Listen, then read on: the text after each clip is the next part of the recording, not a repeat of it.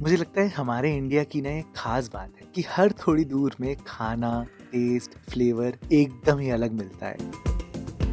मुझे खुद बिलीव नहीं हुआ दोस्तों कि अपनी कर्नाटका की ट्रिप में इतनी अमेजिंग चीजें खाऊंगा। आप ये चिकन कबाब की रेसिपी देखना, आपको खुद बिलीव नहीं होगा कि इतने सिंपल इंग्रेडिएंट्स इतनी आसानी से इतनी जल्दी कैसे इतना अमेजिंग रेसिपी बना सकते हैं। चिकन 65 कबाब बनाने के लिए मैं आपको जानबूझ के ये सारी चीज़ें दिखा रहा हूँ। देखो मैंने यहाँ पर 50 ग्राम लहसुन ली है, काफ़ी ज़्यादा है ये 1 किलो चिकन के लिए। 8 हरी मिर्चें हैं, 10 भी आप ले सकते हो, और 4 इंच अदरक। बहुत ज़्यादा लग रही हैं आपको सुनने में, बट यही इस रेसिपी की मेन यूएसपी है। आप इसमें 2 चम्मच धनिया के दाने डालना, 1 टीस्पून भर कर जीरा, 1 टीस्पून भर कर काली मिर्च, 1 नींबू का रस मैंने यहाँ पर डाला है, और इसके साथ साथ 1 टीस्पून तेल। ये कॉम्बिनेशन बनाना दोस्तों। अब इस पीसने के लिए आपको थोड़ा सा पानी डालना पड़ेगा। ज़्यादा पानी बिल्कुल मत डालना, क्योंकि अगर ज़्यादा पानी होगा तो जो मैरिनेशन है वो चिपकेगी नहीं चिकन के ऊपर। आप इसको पहले पल्स मोड पे पीसना और फिर इसको ग्राइंड करना। आप खुद देखो, मैंने बहुत ज़्यादा पानी नहीं डाला, तो अभी जो ये पेस्ट है ये थोड़ा दरदरा है। काली मिर्च भी आपको दिख रही होगी और थोड़े बहुत मसाले भी खड़े खड़े होंगे। ऐसा ही चाहिए दोस्तों, यही तो कर्नाटका स्टाइल है। खैर सबसे पहले तो मैं आपको चिकन दिखा देता हूँ, और इसके लिए तो मैं अपने पापा को थैंक्स बोलना चाहता हूँ, क्योंकि ये ट्रिक तो मेरे को उन्हीं ने सिखाई है। आप सबसे पहले ये देखो कि मैंने यहाँ पर चिकन ब्रेस्ट का यूज किया है। ऐसा नहीं है कि थाइज वाइज का यूज किया है। ये भी एकदम जूसी बनेगी। बस काटते वक्त ध्यान देना कि साइज थोड़ा बड़ा रखना है। लगभग 2 इंच या 4 से 5 सेंटीमीटर के आसपास एकदम परफेक्ट रहेगा। आप खुद देखो मेरे काटने के बाद, जैसे अगर कोई चीज थिक है तो मैंने इसको थोड़ा छोटा काटा है, कोई अगर चीज फ्लैट है, थिक कम है, तो उसको लंबा रखा है। ये चीजें बस ध्यान देना दोस्तों, इससे मॉइस्चर लॉक रहता है, जल्दी से पानी रिलीज नहीं होता। अब मेरे पापा की ट्रिक, चिकन को आप अच्छे से वॉश करना, इसको एक जाली के ऊपर रखना और इसको उबलते हुए गर्म पानी से धोना।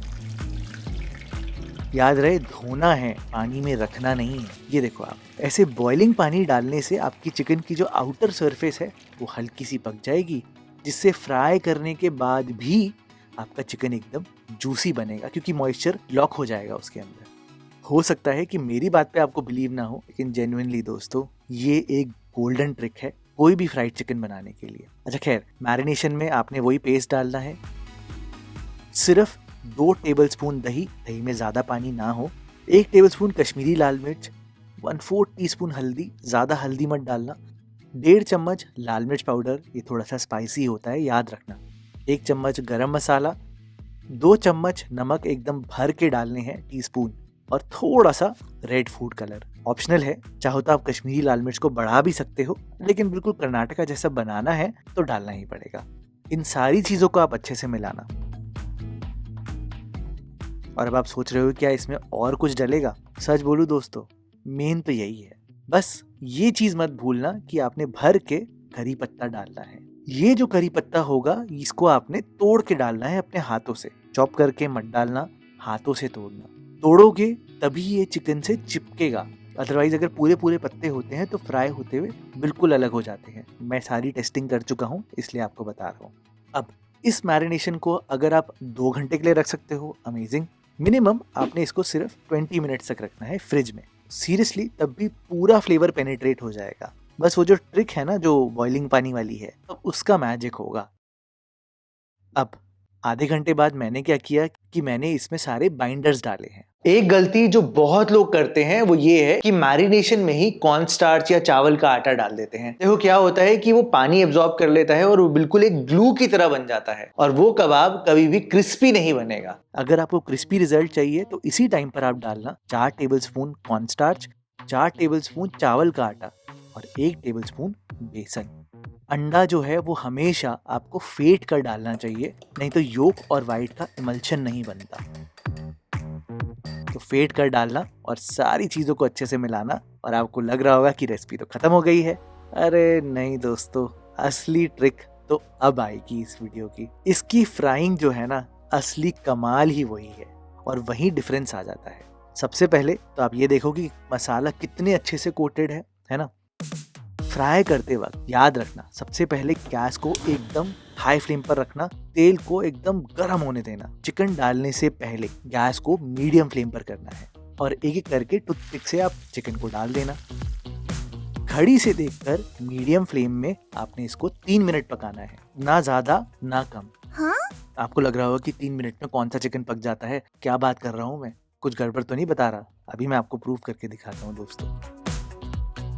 ये जो चिकन का पीस है, अगर मैं थिकेस्ट चिकन का पीस देखूं और उसमें एक थर्मामीटर डालूं तो आप खुद देखो इसका इंटरनल टेम्परेचर कितना ज्यादा है।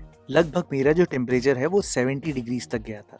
74 में चिकन पूरा पक जाता है, तो इसका मतलब मेरा चिकन लगभग 90% पक चुका है।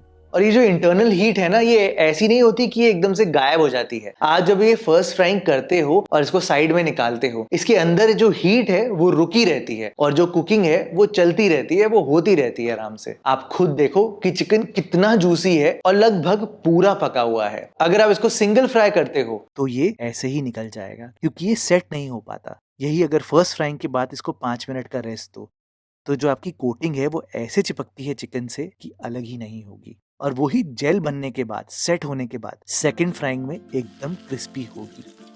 बस याद रखना, जो सेकंड फ्राइंग है वो एकदम खौलते हुए गर्म तेल में होगा, 200 डिग्री के आसपास हाई फ्लेम पर, सिर्फ और सिर्फ 1 मिनट के लिए। इससे ज्यादा मत करना। मेरे रेस्टोरेंट में जब आप आओगे तो मैं तो आपको बिल्कुल हरी मिर्चों के साथ, कड़ी पत्ता के साथ फ्राई करके ऊपर डालकर ज़रूर ऐसे ही खिलाऊंगा। ये देखो आप। और जूसी इतना था कि तोड़ने के बाद मेरे हाथ में बिल्कुल जैसे जूस सा आ गया हो। एकदम सॉफ्ट, परफेक्ट टेस्ट। आप ये बना कर देखना दोस्तों, सच में एकदम परफेक्ट रेसिपी है और आपको बहुत ज़्यादा पसंद आएगा।